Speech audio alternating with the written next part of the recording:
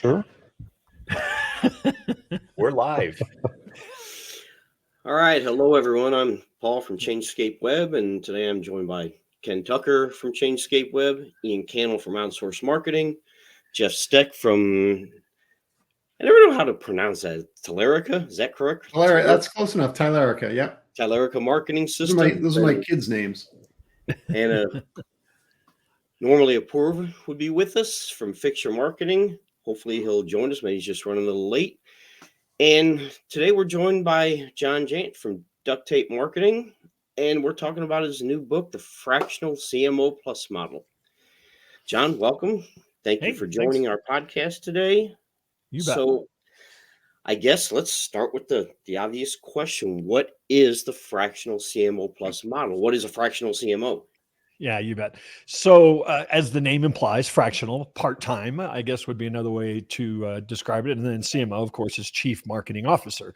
So it's really playing, so it's pretty obvious what it is, I guess, right? But it's really playing on a what I see as a really emerging trend in fractional everything that, people I think have moved to. We've gotten all used to working with people virtually. We can hire talent from anywhere, but we maybe don't need. In fact, most businesses of a certain size don't need a full-time, a lot of things don't need a full-time, CFO or CMO. And so it's really playing on the idea that they have that strategic marketing function, but they don't necessarily need somebody sitting in a seat full-time providing it, but they do need it still. And so the fractional model is just a way for somebody to get really that kind of level of experience, but at a cost that is a fraction of what it would be to hire somebody full-time. So, John, I'd like to ask you a follow-up. We've been talking about, or businesses have been using outsource marketing for quite a while. How do you distinguish outsource marketing from fractional CMO? Well, I think the biggest thing is that you're bringing in strategic leadership from this particular position. The outsource might be, I have a task, I need it done. Oh, this person can do it, and so I will outsource that. Certainly there are similarities in that a lot of times people will outsource things to, a company or a VA, on a fractional basis, 10 hours a week or something like that, that they might be getting some things done. So there are some similarities that way. But the title, at least, CMO, certainly implies, strategic leadership that's going to be brought to the organization as well. Yeah, John, this is Ken. So a lot of businesses, they don't even really think about having a CMO. Right. They don't even know what a CMO is. That's right. And at best, they may have somebody that serves as a marketing coordinator, or it may just be something that people kind of pick up and do as they go along. So first of all, can you talk about, kind of what level does a business need to be at in terms of size or revenue or numbers of people, whatever metrics would make sense. And then second of all, why would they want to jump from nothing to the point where they're having a fractional CMO in place? Yeah. So initially when a business is getting started, a lot of what they need is traction. Does the market even want what I sell? Can I fulfill, what it is that I sell? So you have a lot of things where, they're quite often founder driven at that point, very much. I don't know if there's a magic revenue number, but you start to get to the 2-3 million range. You're probably adding some team, and you definitely are at a point where that's a point where a lot of companies plateau because they've been very founder driven. The founder was good at selling stuff that the company does. They kind of plateau there. And so having some strategic leadership from the outside come in and actually give the company some direction for growth and to help orchestrate, a lot of times what happens is companies are, the idea of the week is what their marketing is. And they're buying a tactic here, they're doing a tactic there. They try this, they go to a conference and they hear they ought to be doing this, but nobody's really orchestrating anything. And I think you start to get to that level where you've got team and you've got maybe even verging on departments. then bringing some sort of strategic, even if it's, a lot of times it's been consultants that they've hired. I mean, bringing somebody in who's going to say, look, I've got the experience, to take you where you want to go. And I'm going to actually become maybe a part of your team, or at least be seen as a part of your team. But I'm going to help direct the direction, the marketing direction for our growth. So kind of related to that, since it's bringing somebody in from the outside, which I know, I mean, I personally get why there are a ton of benefits to doing that, but how do you deal with culture, making sure that the person kind of blends in with the team as it exists, Sure. and the culture that may or may not exist? Right. Well, obviously that's an important factor, but it's actually one of the benefits of bringing a fractional person in because you go out and you hire that full-time CMO and then try to insert them in, and it doesn't work. You've really cost the organization significantly in terms of direction and momentum and growth. And so in some ways, the fractional CMO, yes, you want that person to come in, you want them to understand the culture, you want them to understand, everybody's role. But you do have the flexibility, or I should say more flexibility in that arrangement, because it really is almost a contractor in a lot of ways. And so you probably you definitely don't have the same cost, but you also maybe don't have the same commitment in terms of, of what you would have in a full-time hire.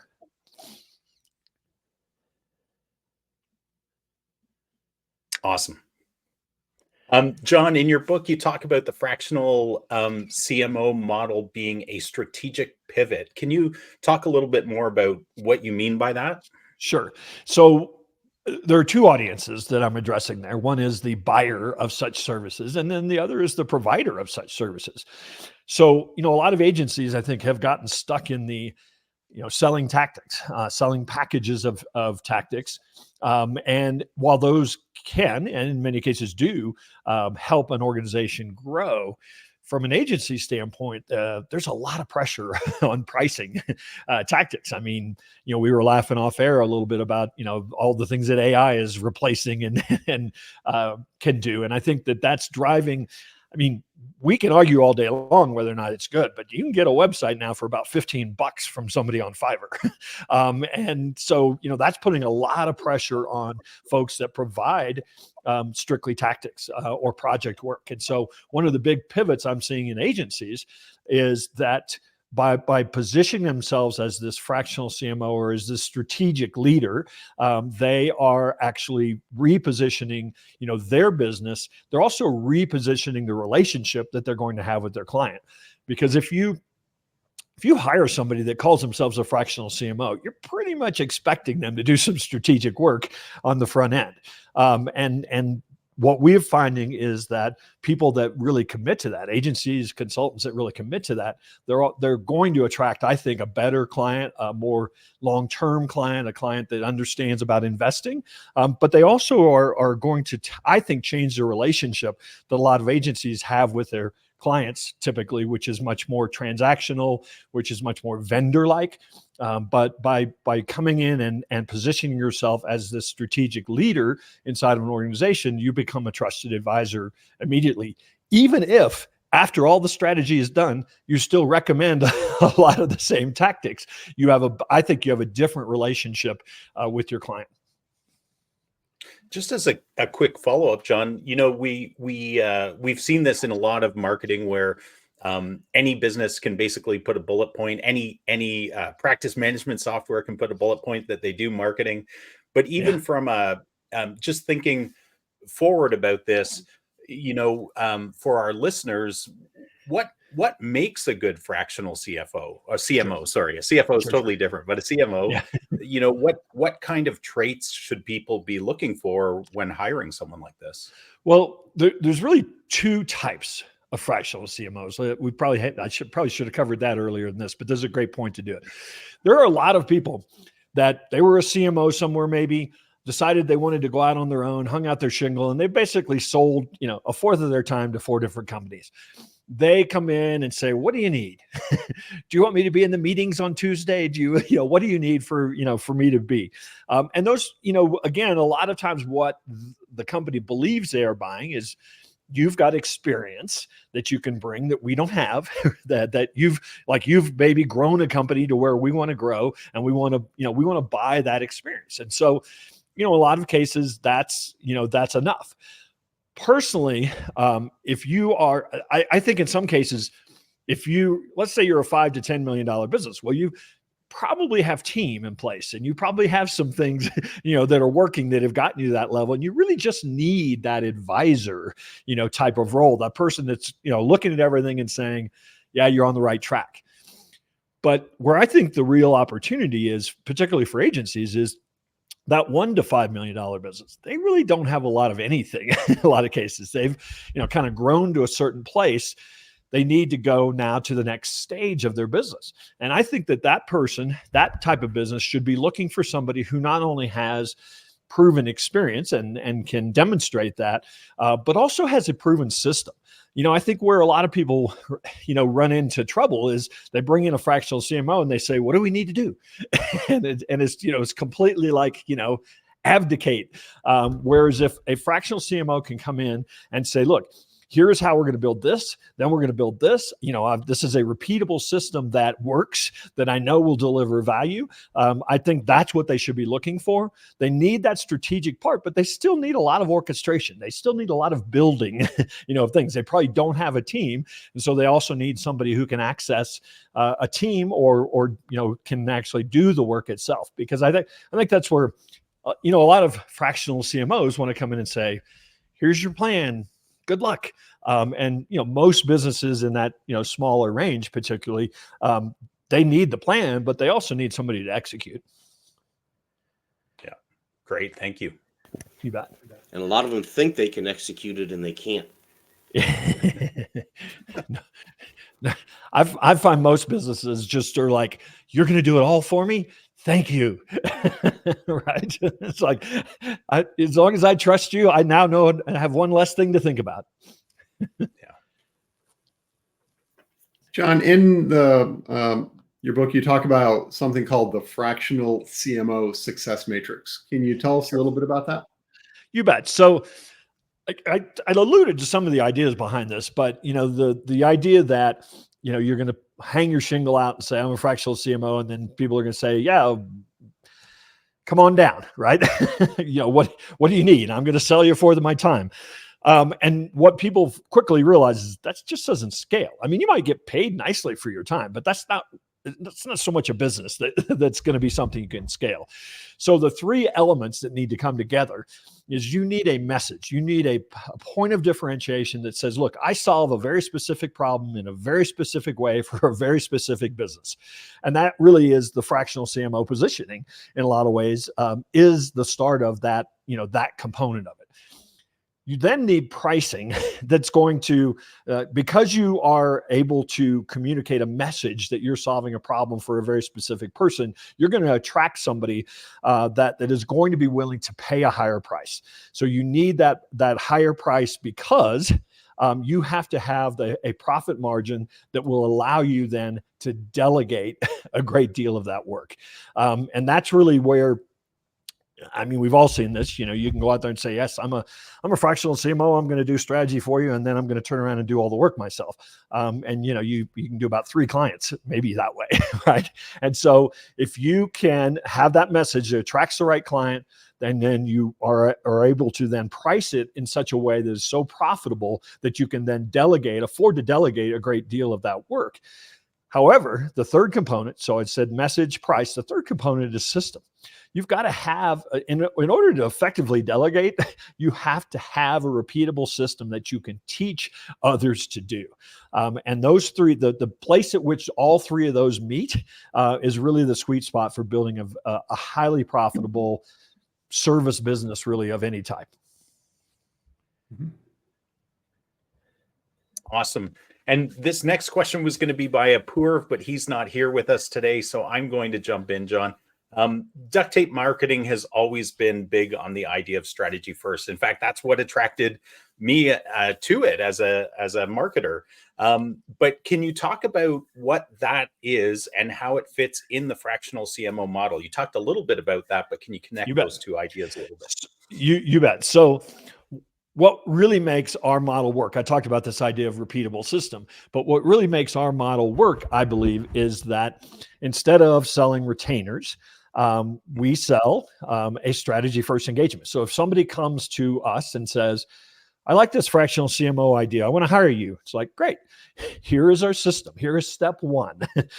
You are going to go through this process. It has a set price. It has a set deliverable. It's been done thousands of times now. You can count on the results. What that's doing for us is, and that is almost a product. We call it strategy first. It has very set, here's step one, step two, step three, step four. It delivers tremendous value and delivers that value very quickly because we've gotten very good at delivering a repeatable system. And so that solves the issue in many cases of attracting the right client. But it also, for us, solves it. It is the fractional CMO part because it forces strategy rather than let's have a discussion about strategy. It forces strategy, but then it also builds the trusted advisor relationship that really then allows us to effectively say, for the rest of your life, we are going to, bill you a certain fee per month and trust us to execute on what you need next. So it's really changed the game, I think, in terms of, I keep talking about the relationship, but it's really changed the game in terms of deliverables because of that factor of building so much trust. So it is, I like to call it the fractional CMO model with scope, because I think that's one of the real challenges with this fractional CMO model is, a lot of people are just, again, treating it as what do you need? And we're saying, no, here's what you need. We know what you need because 80% of businesses need 80% of the same thing. So let's run down this track. You're going to get the strategic work, but you're also going to get the orchestration and implementation done in the right way. That's awesome. I actually did an audit for a large company. I want to say like 4 or 5 years ago. And what was so fascinating was that they had just hired a new leadership guy. So essentially a CMO in the business because it was a large business. And they essentially had just hired him. He was trying to get a handle on what was working, what wasn't. The fascinating thing I found about that process with him, just bringing him through the audit results, was just he had no understanding of upper level strategy. So even though he was very focused on here's what we need to fix, or, we need to switch out this vendor for this vendor. It was, just from an observation standpoint of providing this audit, I was like, wow, these guys are going to be in trouble in, a matter of time because he's so focused on the wrong things. Yeah. Yeah. So, John, this question comes from actually some of the things that we're doing for a couple of clients right now. But what about other fractional models, such as a fractional SEO? I mean, is there opportunity there? Is that a thing? I mean, can there be other fractional things? Sure. Yeah, I mean, sometimes it comes down to really being semantics. I mean, I think, anybody who hires an SEO company, it's probably a fractional role in a lot of ways. They may not call it that. I think that a lot of the fractional C-suite, is really, I think, leading a lot of this terminology. Fractional CFOs have probably been around the longest and have the most acceptance. And I think they've paved the way for this terminology a lot. I mean, most companies don't need a full-time CFO. They need somebody doing their taxes, somebody doing their books, and somebody occasionally giving them advice on maybe tax savings or, on purchases they might make or something. And so I think that fractional CFO has been, long a role in the small to mid-sized business. So whatever you call it, whether it's fractional SEO, I mean, I think that the world has accepted this idea of, hey, I can put my whole team together. I mean, my company, we have 5 W-2 employees and probably 8 or 10 contractors, all of whom are, part-time in many cases, fractional in many cases.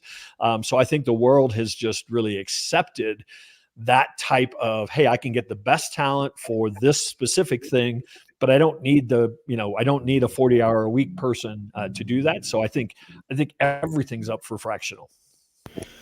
Yeah, and that's a really good point because me and Ken were talking about this yesterday, that you can hire people with specific skill sets that are very good at what they do in this fractional manner for a lot less than you can bring on an employee. By the time you pay them a full-time salary, benefits, small businesses can't afford to hire that skill set in-house full-time. They just can't do it. Yeah. And in some cases, they hire somebody and then they tell them, we need to run YouTube ads, figure it out. And so, it's not only are they paying that person, they probably are going to take them 4 times as long and maybe not get same results. There's a great John, book this called, is Ken there's a again. great book called Who Not How by Dan Sullivan and Ben Hardy. And the whole premise of that book is, anytime you've got a challenge in your business, don't say, how do we solve this? Just say, who can solve this? Who can we go get, to make this problem go away, or to help us get through this challenge rather than us trying to figure it out on our own. Yeah. Well, and that's actually a great segue into a question I wanted to ask you, John. I frequently see businesses hire business consultants who provide advice on marketing that clashes with what we all know is best practices, executing the Duct Tape Marketing System and serving as fractional CMO roles. So how important do you think it is for fractional CMOs to actually have some business consulting savvy? Because I think the tendency, unfortunately, has been, I'm going to go hire this person who read this book or is certified on this book about a particular business methodology. But at the end of the day, they have no clue what it takes to really put together a modern marketing system. That's right. So I think there's a couple answers to that. I mean, one, because you've had experience in a big corporation as a CMO does not necessarily mean that you have the chops to actually do this in an entrepreneurial fashion. But I do think that having some background, some experience, even if that experience is, like many of you guys, I've worked with 20, 30 businesses, over the last 5 years. And I've seen where they've struggled. I've seen the pitfalls. I've seen what works, doesn't work. I mean, even that level of experience obviously makes you miles ahead. You mentioned the Duct Tape Marketing System, Ken. I mean, having, whether it's, reading a book is one thing, but actually having a community like we have, having a certification, having a tool that is like Strategy First that has evolved and evolves every single day because of, more input and more implementations of it. I think that can go a long way, frankly, towards, having somebody who has an expertise in installing a proven system can go a long way towards giving somebody a lot of value very quickly. Yeah, I mean, I'm not saying that there's not a value in hiring business consultants because, No, right. I mean, marketing and sales is not everything, but it is the fuel that drives everything. And, I think to the extent that you can have somebody who has the business savvy to understand, are you investing in selling the right products? Yep. Are your products profitable? Are they the ones that your ideal clients are buying? Is it easy for you to implement? Can your business scale around these sets of solutions? Those are critical things that honestly, I see way too many people who stick their toe in as a fractional CMO and they don't get that.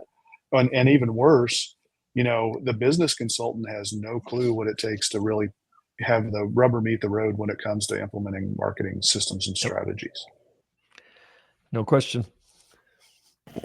Yeah, And John, sorry, go ahead, Paul. Implementation is key, and that a lot of times that's something that gets lost. And John actually touched on this. I think that here's what you need, here's your strategy, but then the implementation just gets lost. It's like, okay, this is great. You gave me a great plan. How do I implement this?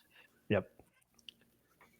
For me, as this conversation has been unfolding, one of the things that popped into my head is the difference between a fractional CMO and a consultant. John, would you say it's fair to say the fractional CMO just has a lot more skin in the game? I think that's the implication. It doesn't always mean that's the case. I mean, I certainly know some consultants that are, have clients that they are deeply involved in. But yeah, the idea behind a CMO role would be that, I'm in charge of direction, of the marketing, not just in, did we get more clicks this week? It's like, what's the strategic direction that we're taking this company? What new products do we need to be developing? Those aren't always questions that an agency or a consultant is asked to provide answers to. Mhm. And John, can you talk about the value proposition of a fractional CMO? Sure. Well, I think the first one comes in the name. I mean, fractional is much more affordable. The average salary, you go to salary.com, of a CMO is anywhere from $260,000 to $350,000. If you're thinking about, say an average marketing budget of 10%, on an organization, well, you've got to get to about $3 million business just to have that even make any sense at all. So the fractional cost, and maybe even the right size cost is another way to talk about it, for most organizations, is one of the leading benefits. The experience that you might be able to bring in. I mean, the right fractional CMO has, maybe worked with dozens of businesses that are trying to do what you're doing. And so that being able to just tap into that experience is at a strategic level is important. And then the last one probably is flexibility. You can potentially turn it on and turn it off. Once a quarter, it could be, where you'd have a big powwow, with your fractional CMO. Maybe you've got a seasonal business, and I'm not necessarily advocating this because marketing never ends, but maybe you have an ability to turn it off completely, for some period of time.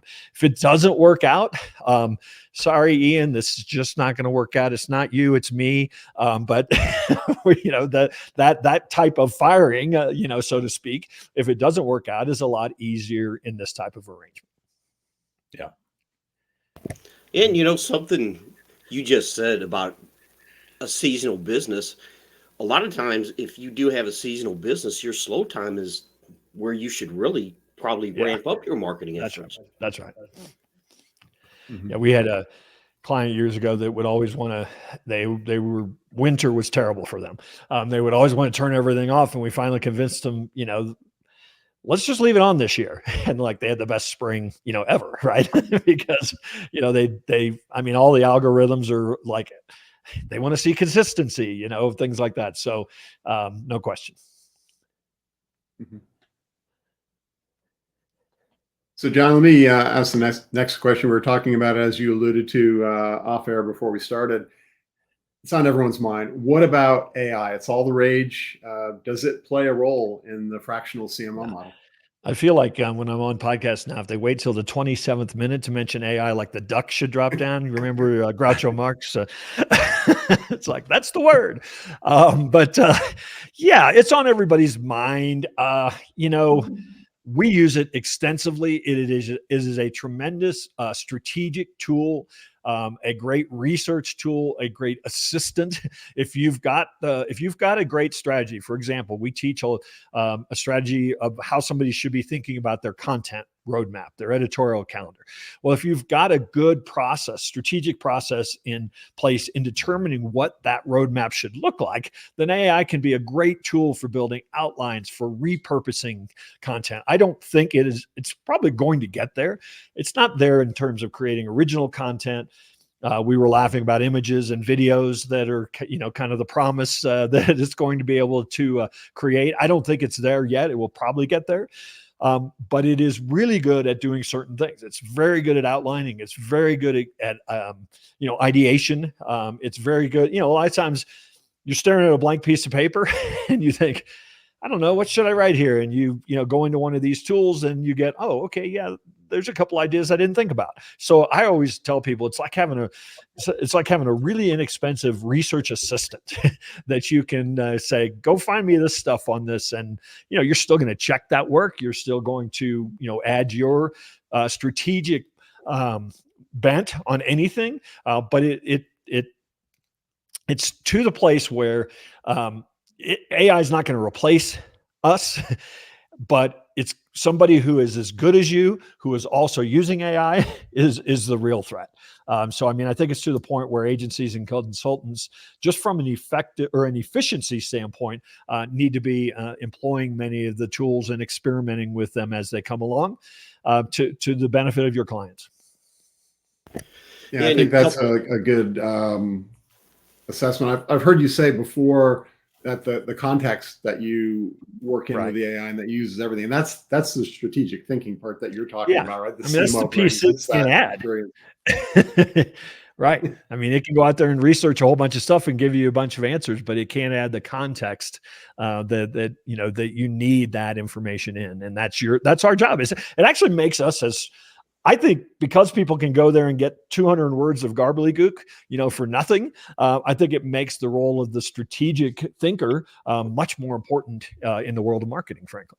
Mm-hmm. A couple things you said there is that AI isn't going to, I read an article a while back, and AI isn't necessarily going to replace people. It's going to change how they do their job in a lot of ways. And, AI does a lot of things, but I think it's important to remember that it's not some kind of magical answer, because it also does a lot of things badly, like we were talking about with the images. And we have a client that they've been with us for a while, and they never did any kind of blog, no content. So they decide they're going to use AI to start writing blogs. And I'm like, you do realize that Google has AI detection in their algorithm. So you can't just use AI to generate content and then copy and paste that. You still have to have a real person go through it, review it, probably rewrite part of it. It's not a magical answer to all your problems. No, it's also garbage in, garbage out. I mean, the better you are at writing prompts, at giving it detail, it's like anything, if you've worked with a graphic designer, the more complete your brief is that you give them, the better information you're going to get back. And that's true of AI as well. So John, I've got another question that's one of my favorite topics always, which is marketing automation. And we had a great conversation with Jay Baer about his latest book, The Time to Win, just really talking about speed of response and how critical that is. And, he frames it as, many small businesses, potentially their biggest competitive advantage in nailing that and owning that and building that before their competitors do. So I wanted to ask you, from a marketing automation perspective, how does that really, how do you see fractional CMO model working with marketing automation and making sure that that's integrated into what's being done? Well, I mean, I don't think it changes any of your thinking along those lines. I mean, marketing automation is a tool, maybe you'd even call it a channel, that's here to stay. And so the fractional CMO's job is to understand, how do we effectively roll that out? Because there's also ways for you to roll out marketing automation that is off-putting, that causes friction as well. So it's really the effective execution of using marketing automation and the strategic idea of it, because not every business, I'll use Jay as an example. You don't want your brain surgeon to be the fastest brain surgeon in in the industry, right? So not every business marketing automation is a convenience, right? But there are a lot of businesses. When I get contacts, I have to go to a doctor, exam every year, and I love that I can just go in there and make my appointment. They know who I am. There's the calendar. Boom, I'm done. No phone call, no email, no nothing. It's just scheduled. That type of automation creates a better customer experience. So I think the fractional CMO's job is just to understand, how can we use automation in a way that enhances the experience rather than create friction. Yeah, I think it ultimately always comes down. It always comes down to the understanding the business and their differentiation, and and like you said, John. I mean, it needs to be in a context, based on what's being offered and provided. The business. just because somebody can put an AI bot on their website, it doesn't necessarily mean they should. Right. It goes back to knowing your ideal client. What are they going to respond Exactly. to? What will they Exactly. like? What will they not like? Yeah. That's right. No, 100%. Yeah. All right. Did we miss anything? Anyone have any other questions for John that we may have missed? Or John, do you have any questions for us? No, I don't think so. It's always great to see you guys. We don't get together in person as much as we once did for various reasons. So it's always great to have an opportunity to chat with you. I know we have a live audience, but I just feel like this was a nice little get together of some folks that I, deeply admire and appreciate.